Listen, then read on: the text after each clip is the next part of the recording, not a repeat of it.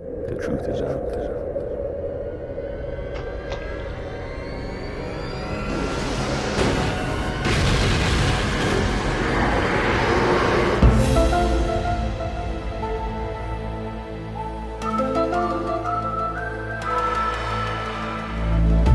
Season 4 seemed to be a time for trying to drive dramatically the show into new territory. I need to know the reasons why this should be. So that the project may proceed unabated by removing an unnecessary obstacle. What obstacle? Agent Mulder, actually. Well, season 4 started well for me because it was the first time CSM actually did something good in saving Mrs. Mulder's life. I told the bounty hunter that if we kill his mother, Mulder's going to be much more dangerous to us because he has nothing to live for. Some kind of nonsense like that. I mean, I don't know. Bounty hunters may be good at killing aliens, but they're you can pull the wool over their eyes. Herrenfolk was probably the most difficult and in many ways one of the most painful episodes that I ever did.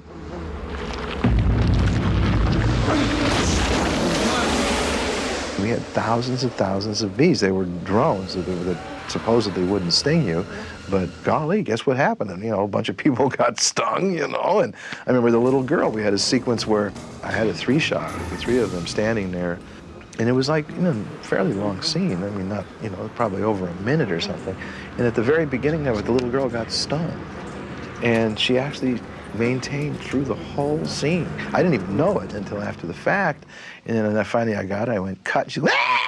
She just totally freaked out, And David, go, man, you're a Trojan. I actually went and got her. I remember I went and I made up a Purple Heart, a plaque with a Purple Heart, and I had Jillian present her with it. Bees are very difficult to work with because, of course, it's hard to get trained bees.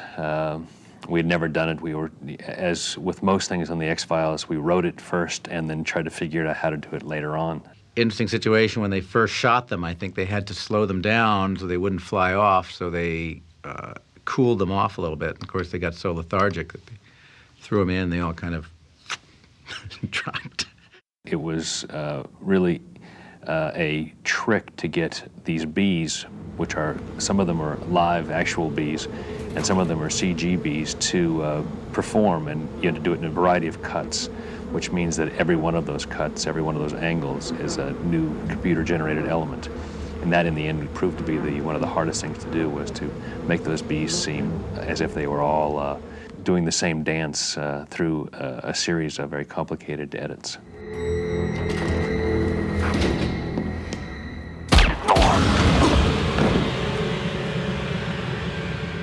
We did this throughout the series where characters who were incredibly important and integral to the stories suddenly, totally unexpectedly, are killed, And I am proud to say that I killed quite a few of them. I killed Deep Throat, and I killed Melissa, and I killed Mulder's father, and I like to say that whenever an actor saw on the call sheet that Bob Goodwin was directing, I think they sort of got a little nervous about the whole thing.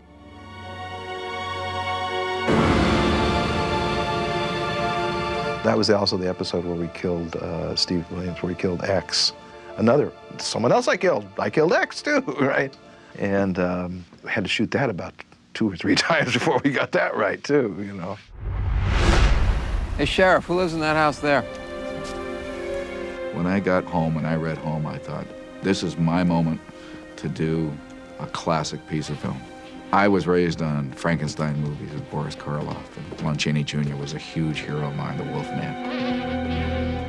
When I read this, I thought, this is as classic a horror script as I'm ever going to see as a director. I remember when the script for Home came in, and it was sent up to Vancouver. The producer up there, J.P. Finn, came up to me and he said he thought we had gone too far this time. He thought that it was pushing the limits of good taste to have suggested that there was incest going on in this episode. I assured him that it would be done tastefully, as I believe it was done. I am a firm believer that more than outraged at beating the sheriff and his wife to death and the incestuous family relationship of the Peacock family. I think people were frightened by that show because it played to their first fear in life, that there's something under the bed. And I think that's what bugged America, and I don't think they even realized it.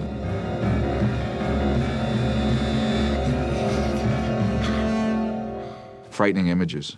That's what this show is about.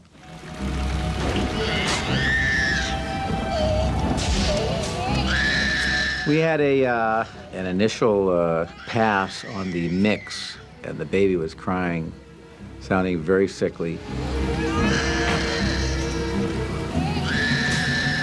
know, the hairs in the back of your neck stood up. And the final shot of that teaser, this big glob of dirt comes right in the camera, as if it's the baby's POV, and the little screaming shuts up.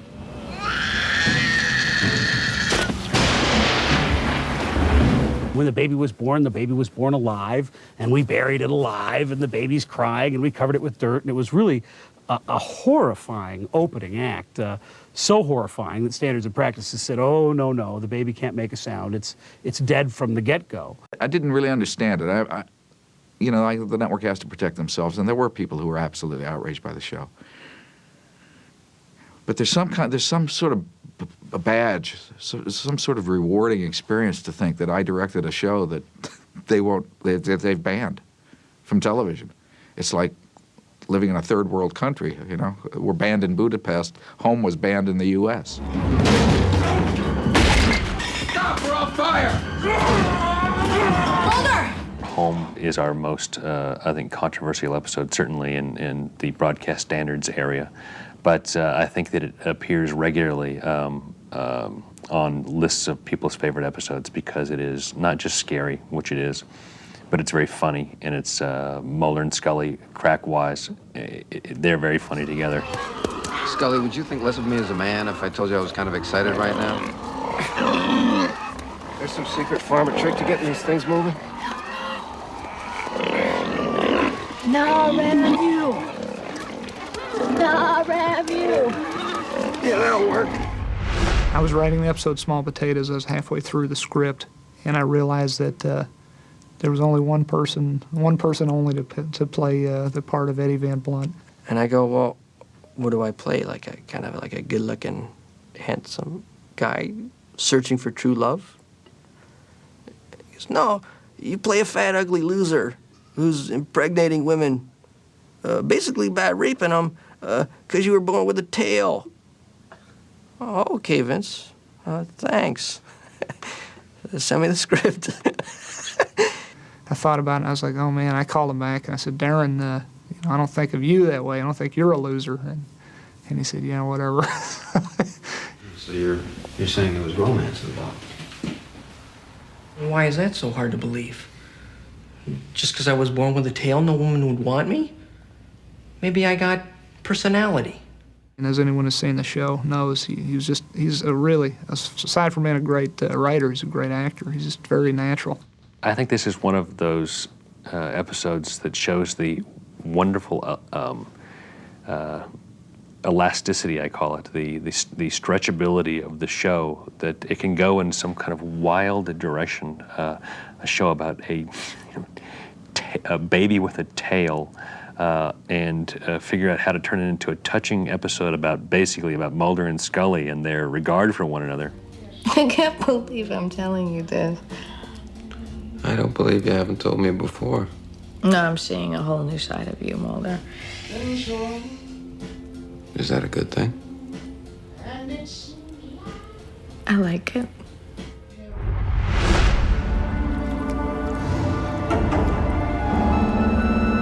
Leonard Betts was one of the most out there monsters we came up with, but he was also one of my favorite because as weird as he was, he ate cancerous tumors to survive. If you cut off his head, it could grow back. And if he was injured, he would take a bath in hydrogen peroxide. He was really a great guy. When I shot Leonard Betts, I learned something about directing The X-Files. And I've used it ever since that episode of Leonard Betts. It's okay. That even your villains have got to have a heart. Leonard. I'm sorry. I'm sorry.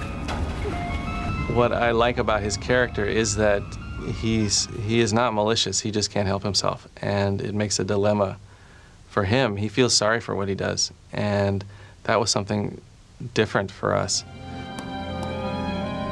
The severed head gag in Leonard Betts when Scully is doing an autopsy and the eyes open. Oh, God. And the mouth moves, as I recall, was an amazing piece of makeup where they built an appliance for the actor and that fit below his neck, and it was basically a false neck, as I understand it. And so he was lying there, and he just did his part, and the way that in his body somehow angled under the table. And he laid underneath there for probably an hour and a half, 2 hours while they put the piece on him. But when they were done, it looked like just a head laying on a table. And it was very strange talking to this head laying on a table, giving him direction, because it's like you actually believed that now this guy is just reduced to his head. It was wonderful. We knew we needed a good boo for the Act 3 out on Leonard Betts, and as I recall, that came out of kind of a one-upsmanship between Frank Spotnitz, Vince Gilligan, and myself, where we're tossing around, what can you do in that little room that that we haven't done before on the show, that you've never seen, and that fits his character, and that's exciting and scary. We knew we wanted to do some kind of molting, birthing thing, because we figured, okay, this guy's an evolutionary leap. He reproduces it differently than anybody else, and we thought of splitting bodies, and maybe he cuts in half. And when someone, I honestly can't recall who, when someone said out of his mouth, we all knew that was exactly right.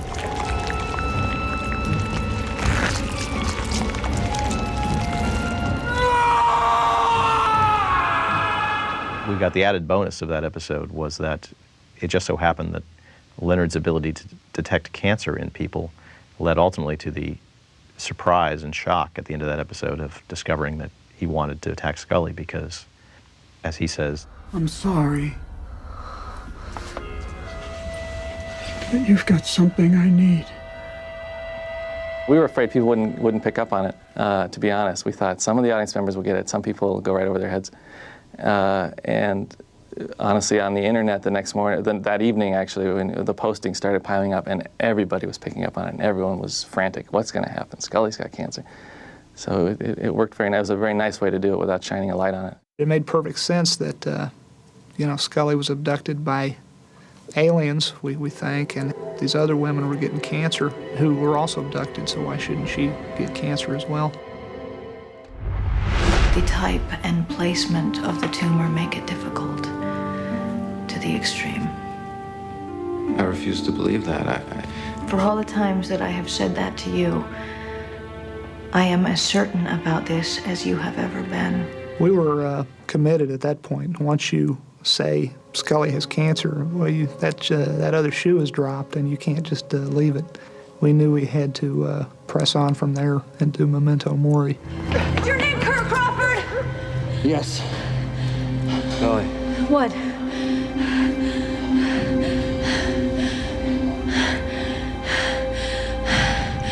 I'm fine, Mulder. Quit staring at me, I'm fine. We had spoken to Jillian very early on and said we wanted to give her character cancer, and she was, of course, I think, delighted, if you can be delighted about being given cancer, because it was something new for her to play. It was an escalation of the character, and by this point everyone had settled very comfortably or uncomfortably into their roles, being that they were asked to do a lot of the same thing, to play a lot of the same beats, because the show is primarily investigative and it's procedural. So all of a sudden when the story turns very personal like this, I think that an actor sees it as a tremendous opportunity. When you look at that episode, there's the brothers' reaction, which we had to lose for time, unfortunately, but I'm hoping that people can see that scene because the actor Pat Skipper was terrific. A lot of ghosts now. Dad. Listen. Mom's getting worried there's gonna be no one to carry on the Scully name. There's the mother's reaction, Mulder's reaction. Everyone has a different take on it, and everyone does something different in response to it. Skinner, it gave us a chance to all have a different voice on the whole issue of cancer. We were very concerned about how Mulder might react to it, and we wanted him to act heroically, but David Duchovny was insistent, and I think he was right, on making Mulder not too heroic, making him go through the sort of variety of emotions that people can and do go through. I need you to set up a meeting for me. With whom? Cigarette man. At one point, Skinner was under the cigarette smoking man's thumb, and then he got out from under it, and now he's putting himself back in that situation by trying to save Scully's life and get the cigarette smoking man to give her the cure for her cancer. There's always another way.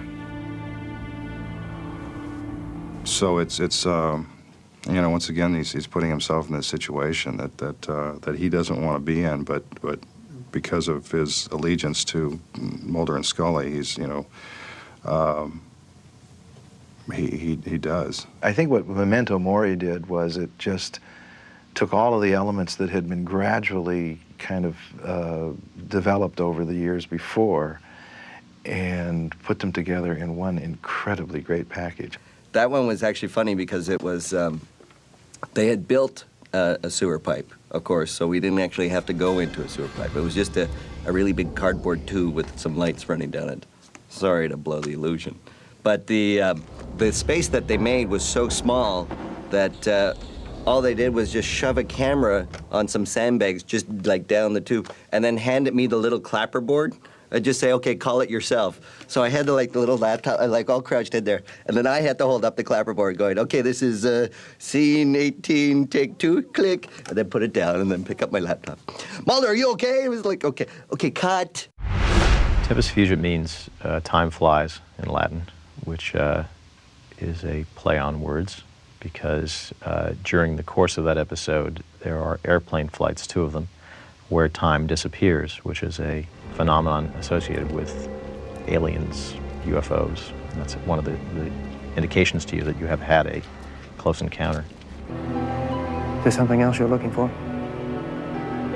About 9 minutes. The crash site was very impressive in Tempus Fugit because we did a shot from the air. So as you went over it, it looked like it went on forever, you know, which it did. But it wasn't really so much construction as debris. I mean, it was over, I think, half an acre or more, and it was, you know, charred ruins. We actually found a crashed airplane somewhere, I think in South Carolina, and shipped it all away across country up to where we were shooting the scene. We had a big tail section and, you know, stuff that was a lot of it was the actual wreckage from a plane crash. In the recreation of this crash, we wanted to make it as authentic as possible. And we had an NTSB official who came down as our tech advisor and told us that we recreated everything consistent with a crash site, absolutely believably, except for the smell, he said, which is something that you just could never recreate. And I remember Gary Allen was saying that he was the art director on the episode. He said that was the first time that he actually felt that his crew had been frightened by their work, which is always a good thing since here we are trying to create scary stories. It helps if it scares us too. The crash of Flight 549 will go unsolved unless we find a way to prove it. And when Max is returned, he's going to tell us exactly the same story unless someone gets to him first. We had to stage in part 2 what actually happened on that plane in the moments before the crash. The gag in that script, the abduction out of an airplane in midair, was our special effects man's idea, David Gaudier. He wanted to build an airplane, interior mock-up, and he built it, I think, 80 feet long, and he had it 6 feet off the ground on these giant hydraulic ramps. It was 400 gallons of hydraulic fluid, and it pitched the airplane 22 degrees in each direction, and it also thrusted up and down, as I recall. And it was all computerized. Any program you wanted, there was a whole panel. And this guy built this over like 6-7 months it took him. I remember watching that in dailies and just laughing, which is often what happens when you work on a show like The X-Files, because not that it's funny, you're so delighted that it's so horrific that you are tickled by how successful you are because you know it worked, and that doesn't happen very often, but when it does, you can't help but laugh in satisfaction.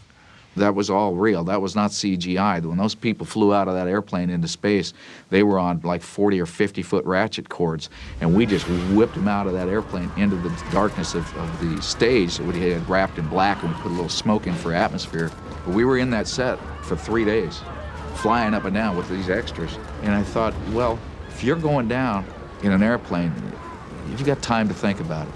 And that you're going to run through every emotion. I mean, I thought some people would pray, some people would scream, some people would sit numb, some people would hold their wives. It's got to be a mixed bag. And although I don't ever want to experience it, I just put myself in a plane going down, and I thought, what must that be like? And that's what I came up with. Gethsemane was it was one of these big idea episodes about the existence of God or not. If someone could prove to you the existence of God, would it change you? Only if it had been disproven. What has happened is that Mulder has gone off in search of proof of the existence of an extraterrestrial. Mulder goes and sees this bit of evidence, or ultimately sees this bit of evidence, in an ice cave high in the mountains. And we needed to recreate that ice cave because it was a very important part of the storytelling. And we ended up recreating it, or creating it, in a freezer, what was a frozen foods or a meat locker or something, a giant freezer that we could bring the temperature down to the point where we could not only keep the ice from melting and the snow from melting that we brought in, but we could create breath from the actors. This becomes a point of where Scully parts ways with Mulder. She does not want to be a part of this, of his crusade here, of his search for his Holy Grail. That led for a great cliffhanger when you felt that Mulder was dead in the end, and then of course when he came back the next season we found out the truth of what had happened. Hit him? Yeah. And it ends up becoming very personal because she loses Mulder as a result of this, but finds out in fact that she hasn't lost him at all. But that leads to this being the season finale, that leads to the season 5 opener. And we're still heading in that direction toward the end of the series, toward the resolution of Mulder's quest for his sister, etc. It is going in the direction he originally planned, yet we've taken some very, very wide turns. Scully's cancer was a turn. Mulder's apparent death at the end of season 4 was another turn.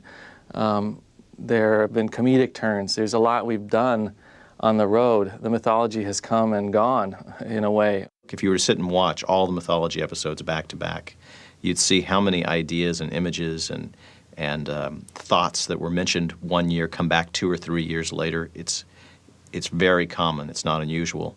And I think that's part of what has encouraged the sort of diehard following we have. Because if you are a fanatic, if you really follow the details, you will be rewarded because there are so many things that carry forward from the pilot to the present day. Season 4 was a very difficult season in so many ways. We were just, I could not have worked harder. Most of us could not have worked harder. It was kind of a miracle that we actually got everything done we wanted to get done. That's the exciting thing about the X-Files for a director, for myself, for Rob Bowman. That's why we've been so excited to be here. That's why we've stayed here. You just don't get these kind of opportunities in television to do things that creative, you know? Don't get opportunities in TV to do feature work. And Chris Carter gives you those opportunities in the scripts he hands you. It's just another day on the X-Files.